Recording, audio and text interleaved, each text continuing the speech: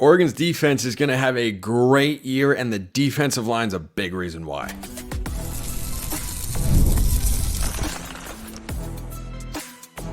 You are Locked On Ducks, your daily podcast on the Oregon Ducks. Part of the Locked On Podcast Network, your team every day. Yes, it is that time once again for Locked On Ducks. I'm your host, Spencer McLaughlin. Thank you so much for making this your first listen or your first view of the day. Part of the Locked On Podcast Network, your team every day and your number one source to stay up to date with the Ducks, which is why if you have not already, please like, comment, subscribe, rate, and review wherever you listen to or watch the show, which today is brought to you by our friends at Game Time. Download the Game Time app, create an account, use code LOCKEDONCollege for $20 off your first purchase. Terms apply. We'll talk about the line of scrimmage. Could we see a true freshman on the offensive line for a third straight year? Yeah, I think we could. We'll talk about Shaq McCroy and where is Oregon most likely to trip up in its first 5 games of the season. That is a rather fascinating question. But we start with the defensive line because this is the best Oregon defensive line since 2014 when they had both Eric Armstead and DeForest Buckner, who are both still in the league, if you didn't know, by the way, and they are, let's just say, doing very well and making plenty of money for themselves because they're both high-end guys. Now, does this defensive line have the ability to produce 2 top 10 NFL draft picks in the next 2 draft cycles? Probably not. So how could it be better? The depth. The depth is the key. And I think as this season goes along, I like Oregon's secondary. I love the linebacker unit. By the end of the year, I won't be surprised if you look back and say, yeah, the defensive line is the best part about this Oregon team defensively, because the way that they have stacked talent in the portal and with high school classes, I just haven't seen a unit that goes this deep. There have been high-end guys. Deion Jordan was, of course, a really high NFL draft pick. His NFL career didn't quite work out the way that it could have, with all the potential and the talent that he had. He still bounced around for several years in the league, but this is an Oregon team that has done just a really good job. Dan Lanning, Tosh Lupoy, and Tony Tuioti, the head coach, defense coordinator, defensive line coach, they have made a concerted effort to beef up this position. And I think we're going to see the fruits of that labor really start to pay off this year with DJ Harmon. And he, has been referred to many times before on this show and others as Derek Harmon. Looks like he's going by DJ Harmon. Hey, that's cool with me.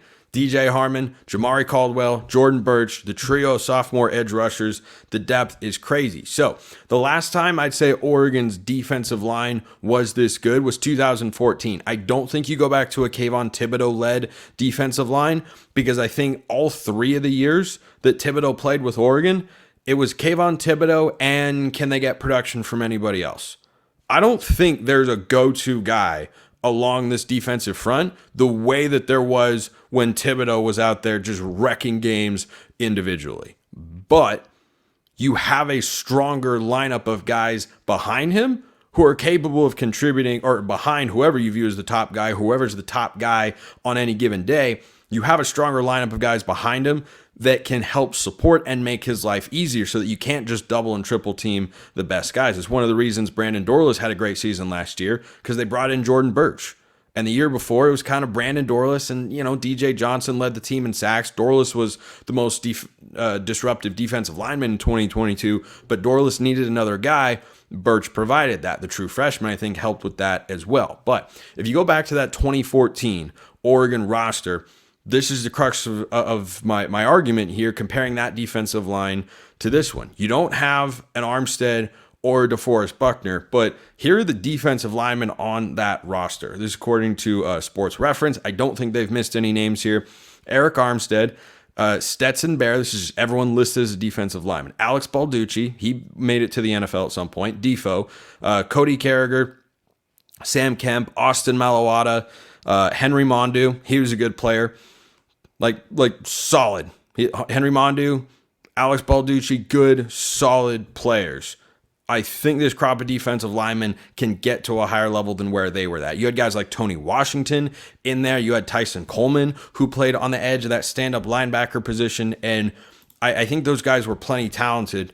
But the drop-off from Defoe and Armstead to everybody else, I think was pretty noticeable. And if you remember that national championship game, one of the reasons Oregon lost was they couldn't win as easily in the trenches. And I think this defensive line is much more well suited to go up against the Ohio States and the Michigans of the world. And I think Michigan's offensive line is going to be good. I don't know if it's going to be great necessarily, but I love the way they've recruited this position. Dan Lanning talked about it at Big Ten Media Days, and I think that this is the first time we're really going to see the high school recruiting efforts pay off, because you're going to have a starting group that is Jordan Birch, DJ Harmon, Jamari Caldwell, and Tatum Tuioti or Mateo Uyunglele or Amarion Winston, any of those guys. But then you're going to rotate in other guys like Blake Purchase, who's a blue chip recruit. And you'll rotate in guys like Keon Ware-Hudson, who's a veteran and a blue chip guy who we'll talk about in just a moment. And you'll get maybe some work for Amari Washington or Aiden Breland, a true freshman. Or Tioni Gray has been getting some love recently. So I saw the quote going around from Tony Tuioti talking about the defensive line. He had a media availability recently, and here's what he had to say. This was over from Rob Mosley reporting at GoDucks.com. Quote, "That's one of the biggest things that we tried to work on this offseason was really build the chemistry between the guys. Having Jamari Caldwell with us and then also bringing in DJ Harmon with the group, that's a totally different dynamic, so they've been great about it. Keon Ware-Hudson, that is, has been doing a really good job as the leader of the group along with Jordan Birch," end quote. So that's what stood out to me the most, was that Keon Ware-Hudson got highlighted as a leader, because he's the guy who, with all the defensive talent that is young, up and coming, Mari Washington, Mikhail Gardner, Ashton Porter, like there's a whole host of guys who, Porter might be more of an edge player, but a lot of guys on that interior in the 23 and 24 classes. Tioni Gray, Jared Mack had a piece over at 24/7 Sports talking about how Tioni Gray had been getting a lot of praise. He's a true freshman in this 2024 class. And I think Keon Ware-Hudson is someone who has been solid. He's not the most disruptive guy. I didn't think he was quite as good as a Casey Rogers or a Popo Amavai last year, but he's also been around college football for a while. You know, he's got the body type. He's solid, understands the scheme and all of his assignments. And I think seeing him as a leader mentioned by Tony Tuioti there makes me think he's probably the third interior defensive lineman. And that fourth spot, which is a guy who plays a lot, because remember, the four interior guys Oregon lost from last year: Brandon Dorlus, Casey Rogers, Popo Amavai, Taki Taimani. Those four guys you have replaced for sure with two starters. And if Keon Ware-Hudson, if this quote is indicative of Keon is kind of the third guy there, that still leaves one spot open that's essentially going to get a starter's level of snaps. If you look at the snap counts from last year along the defensive line, they're very balanced. Lanning, Lupoy, and Tuioti like to rotate guys in and out. That's why they recruit at a high level, so that they can, keep guys fresh and not have to be reliant on just a couple of guys. So I'm interested to see. I think Amari Washington is the most likely candidate based on the last year to, be that fourth interior guy. But it wouldn't shock me if, Tioni Gray's getting all this love, or Aiden Breland has got massive, massive upside as a defensive tackle. Any one of those guys could do it. But the amount of depth across the line on the interior and on the edge, I think is crazy good. Jordan Birch is playing at a weight a little bit heavier than he did last year. I wonder if he won't slide inside from time to time and play as an interior in a 3 or 4 technique. And, they put in both Mateo and Blake Purchase, or Tuioti and Mateo, or whatever combination they want to go with. I think the defensive line rotations are going to be really good. I'm stoked to watch this unit this year. Absolutely, positively stoked. I think it's going to be the best Oregon defensive line in 10 years. I think it will be better than last year, which is hard to say when you lose a guy like Brandon Dorlus, but having DJ Harmon in there, I think that is really, really big. Let me know your thoughts in the YouTube comments, or hit me up on X, formerly known as Twitter. Speaking of the defensive line, they play along the line of scrimmage, and a couple different questions came in about that, both of which I'm going to answer, and one of them involves the largest player on Oregon's roster. Coming up next. Coming up right now, Game Time. Game Time is an authorized ticket marketplace in Major League Baseball, which makes getting tickets faster and easier. Prices that are on the Game Time app, they actually go down the closer it gets to first pitch, not up. They've got killer last-minute deals, all-in prices, views from your seat, and their lowest price guarantee. Game Time takes the guesswork out of buying Major League Baseball tickets. You can save up to 60% buying last minute for sports, concerts, comedy, theater, whatever you are looking for. You can save even more when you choose a section and let Game Time choose the seats for you. Savings are abundant. Take the guesswork out of buying Major League Baseball tickets with Game Time. Download the Game Time app. Create an account, use code LOCKEDONCollege for $20 off your first purchase.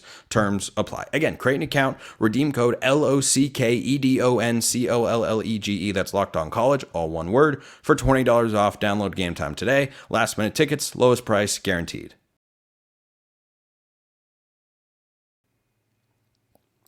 Arguably my favorite time of the show.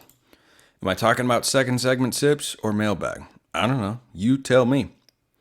Rick sent in this question. You can get a question answered on the show very easily. YouTube comments, X, formerly known as Twitter, at @McLaughlinCFB, DMs and mentions, both are wide open. If you want priority access and all sorts of other perks, go join the flock over at Subtext. That link in the description below wherever you listen to or watch this show, and you can get a free 14-day trial. This question from Rick.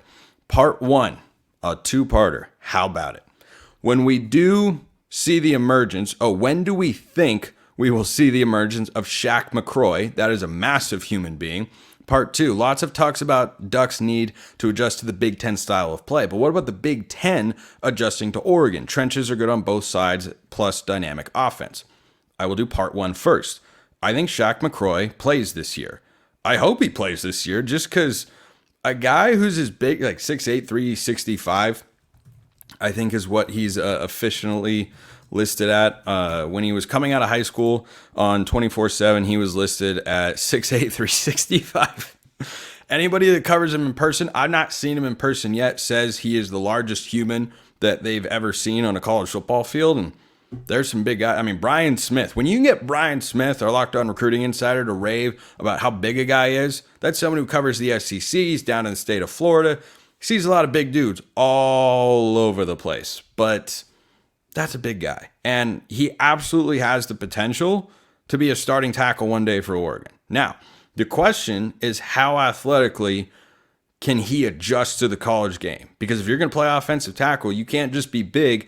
You have to be able to move. You've got to have the footwork and you've got to have the technique to go up against an edge rusher like Mateo Uiagalelei, for instance, or I don't know, pick your favorite defensive lineman in college football. Pierce at Tennessee is a monster, like Chop Robinson last year, Will Anderson, like just keep going down the list. Mateo's not in their class yet, but could get there within the next couple of seasons.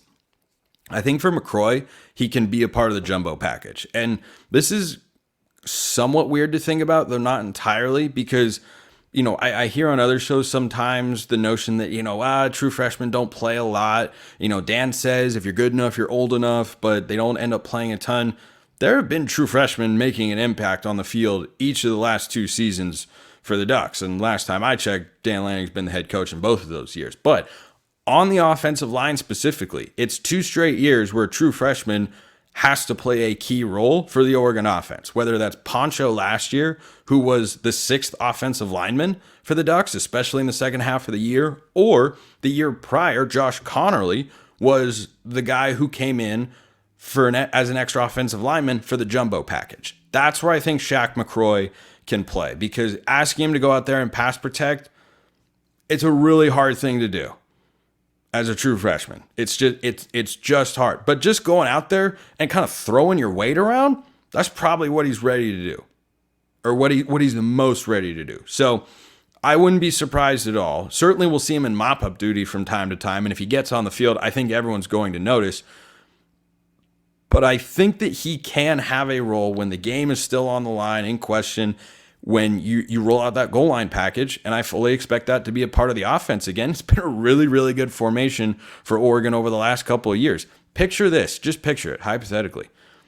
Shaq McCroy as an extra offensive lineman leading the way for Jay Harris. You talk about playing Big Ten style of football.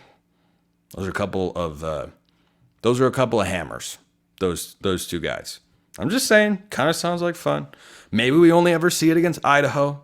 Does sound like fun. Part 2 here from Rick. Lots of talks about the Ducks needing to adjust to the Big Ten, but what about the Big Ten adjusting to Oregon?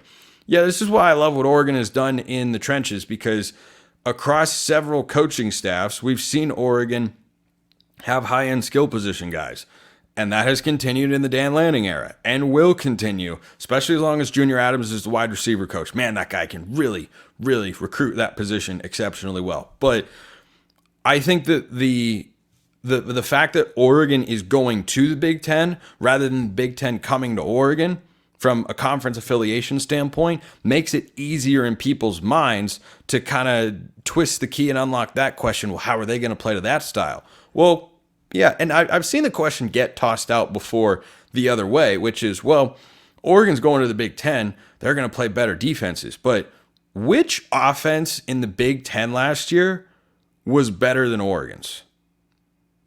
I mean, look, if you want to argue Ohio State, I mean, Bo Nix was way better than Kyle McCord. So I don't know that would actually be true. Michigan had a really good offense at times.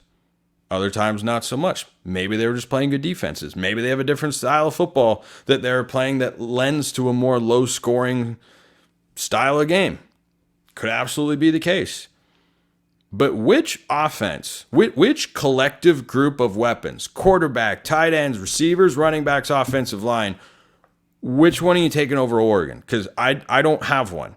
Because I like Dylan Gabriel more than Will Howard at Ohio State. Offensive line, probably a wash, if not advantage Oregon, but Ohio State should have a good one, so we'll call that one a wash. Receivers, I think a slight edge to Oregon. They're not relying on a true freshman. Ohio State is. Crazy talented one in Jeremiah Smith. So I think you just keep doing those comparisons, and I think that you more often hear people ask the question, how are they going to adapt to the Big Ten? Well, suddenly, Oregon goes to Iowa next year. You should have to ask the question, if you're Iowa, are you going to be able to score 24 points? Because even if your defense has a great day and holds Oregon to, well below their season averages, they're still going to score 20. Can you score 24 against a good team? Because I haven't seen Iowa do it. Iowa goes to Ohio State the week before I think Oregon plays Ohio State on October 12th. I don't think Iowa is going to score a point in Columbus. I don't. I have not seen anything to indicate that their offense has dramatically improved. They got a new offensive coordinator. We'll see. Time will tell. So I agree. As long as Oregon holds up in the trenches, I don't think anybody else can consistently match the skill positions that this iteration of Oregon has. Like that question, though. Similarly minded, this one came from Tony. Tony the man, regular listener or regular viewer out there on YouTube. He says, at work, got nothing but time to think about the Oregon Ducks season. Fantastic. What else would you think about while at work? I think about that a lot while I'm at work.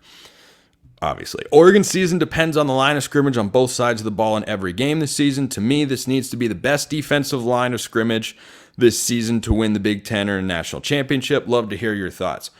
Yeah, I think it matters a lot. And as I talked about, for two games in particular, I think the biggest challenge that Oregon's going to face in the regular season and kind of the best measuring stick for how good they are in the trenches compared to how good we think they can be or how good they should be. The Ohio State game, 100%. That's, test number one really for every unit. Head coach, quarterback, DBs, linebackers, everyone, right? That's the biggest test on Oregon's schedule. And if Oregon goes out, wins that game, if they win it by 10 points, boy, you'll reset the expectations to go even higher than they will be going into the season. And then Michigan, I don't know about Michigan's offensive line. They've got one guy who was going to start last year, replacing four others. And then on the defensive line, they should be nasty. That's going to be a big test for the offensive line. So too is Ohio State. Ohio State's got a lot of players. JT Tuimoloau coming off the edge for Ohio State, game wrecker. Kayvon Thibodeau level game wrecker. I don't know if he's got the NFL prospects, but he's going to get drafted to be sure. But the way that he impacts college football game, he's in that sort of range. So I agree with you, Tony, that the lines of scrimmage in those games in particular are going to be, they're going to have to be at their best. They're going to have to be at their best for the rest of the schedule. Don't know if it's as big of a challenge. On Monday's show, we're going to do a little bit of a deep dive with Roman Tomashoff of Locked On Huskies to talk about Washington. In that game, yeah, of course the lines of scrimmage matter. Is it going to be as much of a test as going up against Ohio State or Michigan or maybe even Wisconsin? No.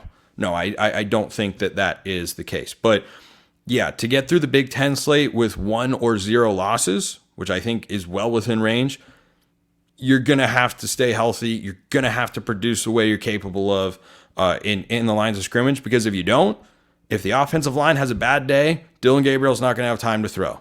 That's just the way that it is. So I love seeing the big fellas being on people's minds, getting the credit that they rightly deserve. I think Oregon and Ohio State are both going to be 5-0 going into that matchup on October 12th. Which game would be the most likely to trip up Oregon? That's coming up next.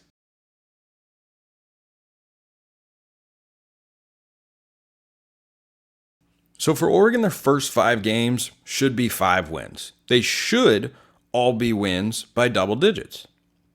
A lot of things should happen. Oregon should have beaten Washington at least one of the last 3 times they met. They should have beaten Stanford on the road in 2021. They should have, right? You see how this goes from time to time. Can this Oregon team be different? Yep, absolutely. Dan Lanning has not, knock on wood. I'm knocking on wood before I even say it aloud, so don't accuse me of jinxing here. Dan Lanning is yet to lose to an unranked football team. I don't think that's going to change this year. But I wonder about that Boise State game, because Boise State is going to be the favorite in the Mountain West. They are the favorites in the Mountain West. And when you look at Oregon's first 5 opponents, it's Idaho, it's Boise State, it's at Oregon State, where they're a 20-point road favorite. That's a big line for a road game.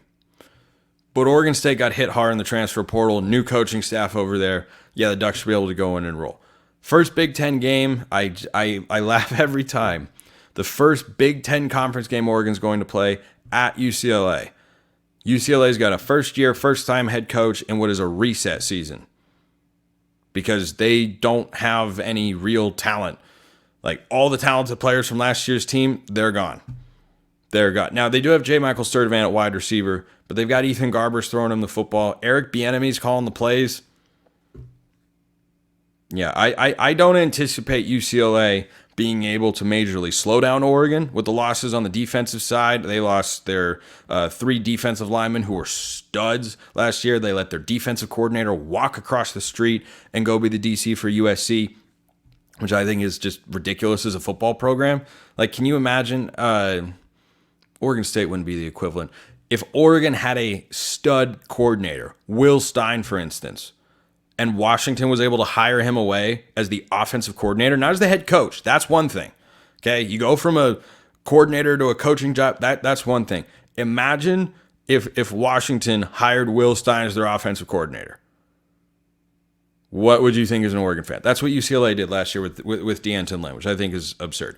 And then Michigan State, they're also in year 1 of a rebuild. So the more I look at it, the more I think that Boise State is the biggest non-conference challenge that Oregon has, that it's going to be the toughest game, even though it's at home. And of the first 5, again, on paper, should present the best challenge. Their S&P Plus post-spring, which, factors in the transfer portal. It's an ESPN metric that Bill Connolly puts together and is an evaluation of returning production, recent recruiting, and there's one other factor, but those are the ones that matter the most. Boise State, top 40 team in the S&P Plus in college football. Oregon's number 3, by the way, in that particular metric. Georgia's 1. I think Ohio State or Texas is number 2, and Oregon is 3rd.